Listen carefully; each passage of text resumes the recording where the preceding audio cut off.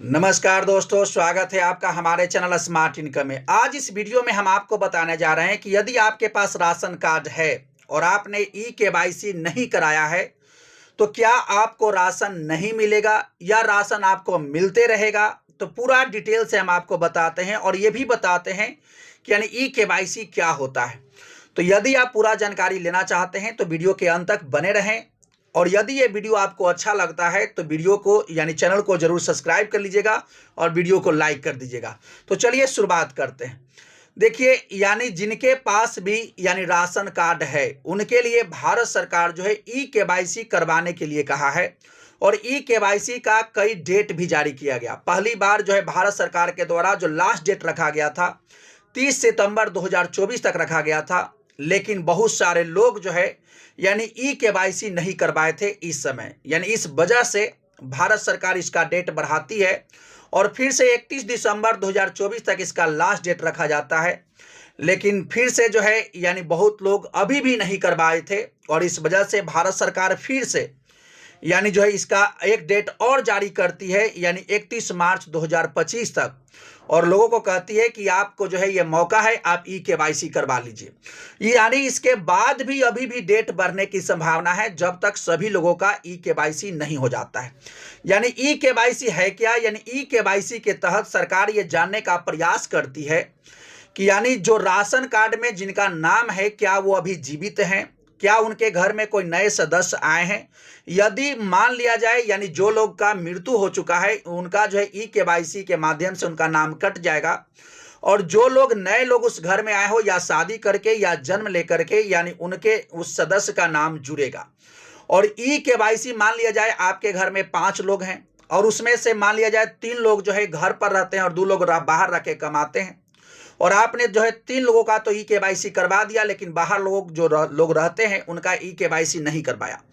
तो क्या इस कंडीशन में आपका जो है यानी अनाज मिलना बंद हो जाएगा? तो आपको बता देते हैं, अनाज कभी भी मिलना बंद नहीं होगा, आपको कंटिन्यू रूप से अनाज मिलते रहेगा। चूंकि ये भारत सरकार की योजना है, तो हर लोगों को यानी जो है 5 किलो राशन एक व्यक्ति पर मिलना चाहिए और ये मिलते रहेगा चाहे आप ई-केवाईसी करवाएं या नहीं करवाएं। लेकिन ई-केवाईसी करवाना भी जरूरी है, चूंकि सरकार ये जानना चाहती है कि कितने लोग जो है यानी नए लोग घर में आए हैं और कितने लोग मर चुके हैं।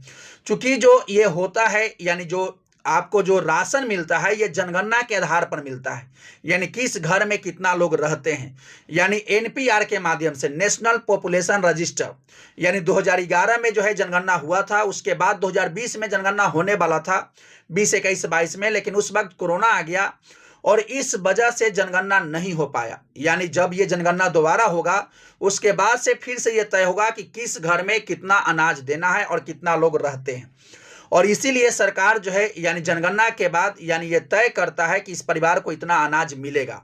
और ई-केवाईसी करवाने का मकसद सरकार का यही केवल जानना है कि कितने लोग यानी घर में नया नाम जुड़ा है और कितने लोगों का जो है नाम कटना चाहिए और कितने लोग, जैसे होता है कि शादी करके कुछ लोग एक घर से दूसरे घर चले जाते हैं और दूसरे घर से यानी इस घर भी आते हैं, और कुछ लोग ऐसे भी होते हैं जो यानी संयुक्त परिवार में रह रहे हैं लेकिन बाद में जो है अलग अलग रहना शुरू कर देते हैं, तो उनका भी अलग से जो है यानी ये कार्ड बनता है, राशन कार्ड। यानी इसलिए सरकार जो है ई-केवाईसी करवाती है। तो अभी तक यदि आपने ई-केवाईसी नहीं करवाया है और आप घर से बाहर कहीं दिल्ली यानी कलकत्ता कहीं भी रहते हो तो आपको जो है इसके लिए खास करके छुट्टी लेकर आने की आवश्यकता नहीं है। हालांकि भारत सरकार ने यह भी सुविधा दिया है one nation one ration card के तहत कि आप भारत के किसी भी राज्य में किसी भी कोने में रहते हो आप वहीं से अनाज प्राप्त कर सकते हैं और ई-केवाईसी करवा सकते हैं। लेकिन बहुत लोग किसी वजह से यानी ई-केवाईसी दूसरे जगह रहने के बावजूद भी नहीं कराते हैं। उनको लगता है कि अपने गांव जाकर कहीं कराएंगे, तो कोई दिक्कत नहीं, जब आप छुट्टी में आइए, होली, दीपावली, दशहरा, उस वक्त करा लीजिए ई-केवाईसी। और ई-केवाईसी यदि आप नहीं भी कराते हैं तब भी आपका राशन मिलते रहेगा। जैसे मान लिया जाए एक घर में 5 लोग हैं और 4 लोगों का ई-केवाईसी हो गया और 1 लोगों का नहीं हुआ है, तब भी 4 लोगों का जो है यानी राशन मिलते रहेगा। और 1 लोग का यदि मिलना बंद भी हो जाएगा तो जब आप जो है उसका ई-केवाईसी करवाइएगा उसके बाद उनका भी जो है अनाज मिलने लगेगा। तो यानी ई-केवाईसी के लिए स्पेशल छुट्टी जो है यदि बाहर कहीं रहते हैं तो लेकर आने की आवश्यकता नहीं है, आपका राशन अभी मिलते रहेगा। सरकार अभी जब तक सभी का ई केवाईसी नहीं हो जाता है तब तक ये डेट बढ़ते रहेगा। ये 31 मार्च 2025 लास्ट डेट नहीं है, बल्कि इसके बाद भी जो है डेट मिलते रहेगा। तो चलिए, यही पूरा राशन कार्ड से संबंधित था। यानी ई केवाईसी यदि आपको टाइम मिलता है तो जरूर करवा लीजिए, और यदि टाइम नहीं मिलता है तो जब कभी आप छुट्टी में आते हो उस वक्त आप ई केवाईसी करवा लीजिए।